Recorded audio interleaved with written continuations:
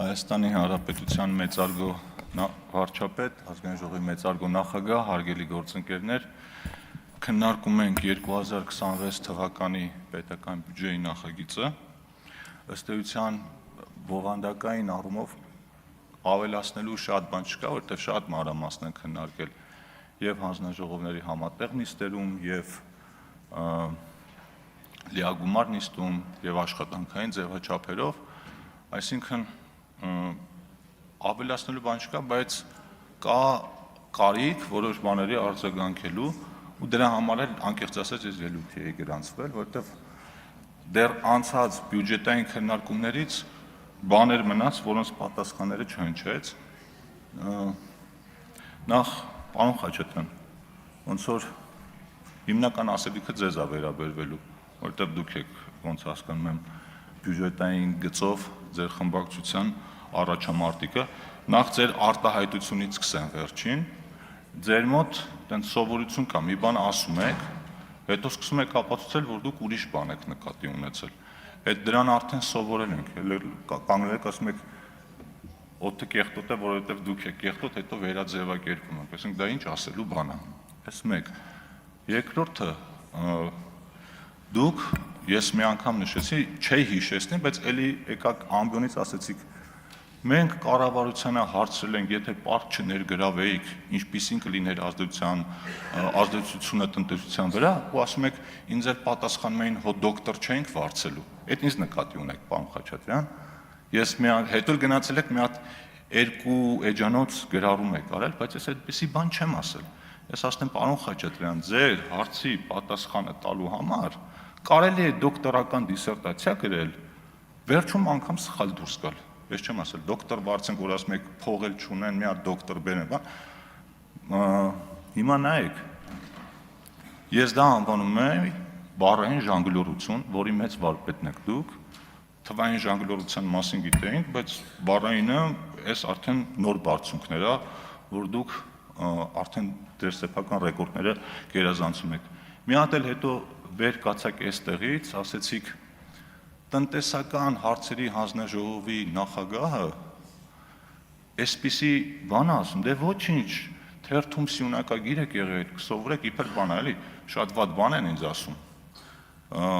Իրանք էլ տենց top class մասնագետներ են, ինձ էլ մաթեմատիկական մոդելների տեղերն են ցույց տալիս։ Ուզում նշեմ ձեր, որ ձեր մոդել թերթի սյունակագիրներ կան, որոնք նախարարի պաշտոն են զբաղեցել, բայց դե դուք բազմատաղանդ եք։ Իսկ եթե մաթեմատիկական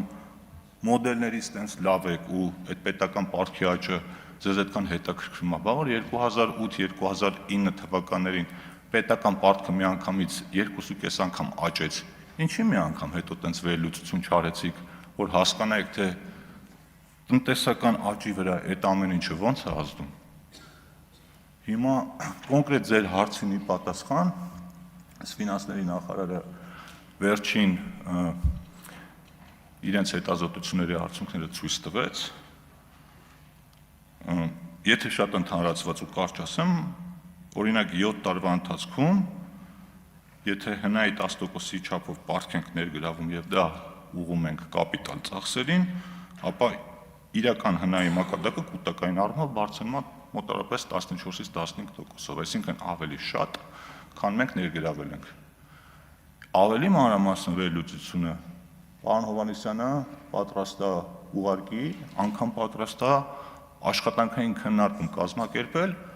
որի ընթացքում ձեզ կհրավիրենք եւ ձեր բոլոր հարցերի պատասխանները ինձ թվում է կստանաք։ Բայց ես ինքս էլ ֆինանսների նախարարությանը հարցում եմ ուղարկել պաշտոնական, որին պարոն Հովհաննիսյանը դեռ մինչև հիմա չեմ պատասխանել, երևի մտածել են դա կատակա, բայց ես այդ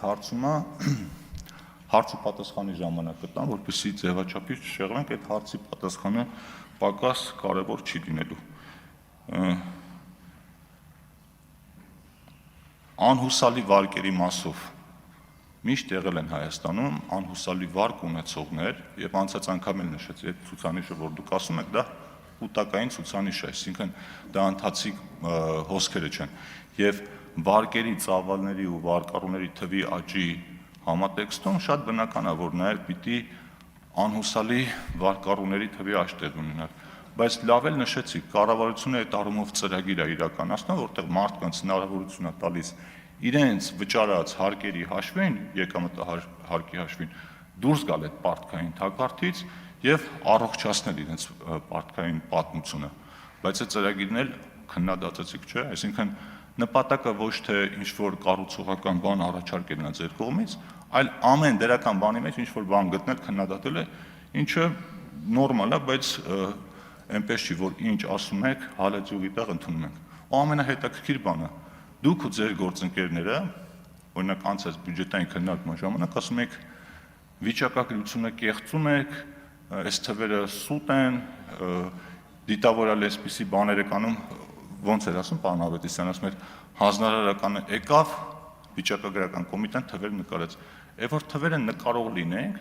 բոլոր թվերը կնկարենք, դուք ընդհանրապես խոսելու տեղ չեք ունենա, այսինքն ձեզ թվում է, թե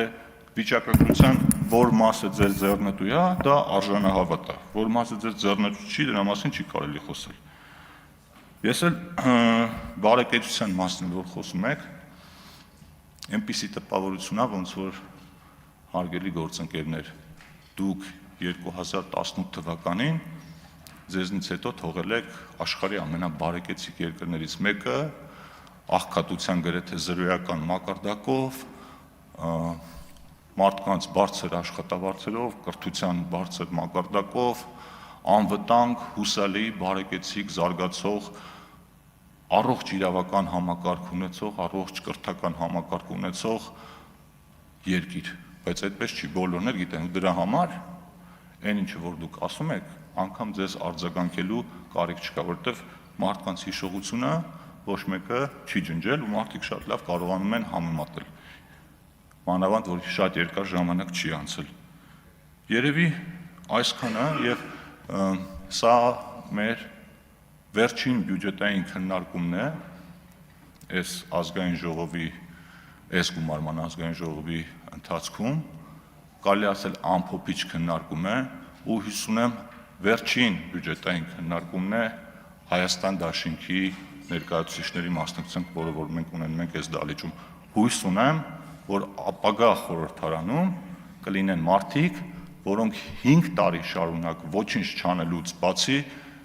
կամ փոխարեն կզբաղվեն իրոք կառուցողական ընդդիմադիր գործունեությամբ։ Շնորհակալություն, հարգելի այրենիքներ։ Շնորհակալություն։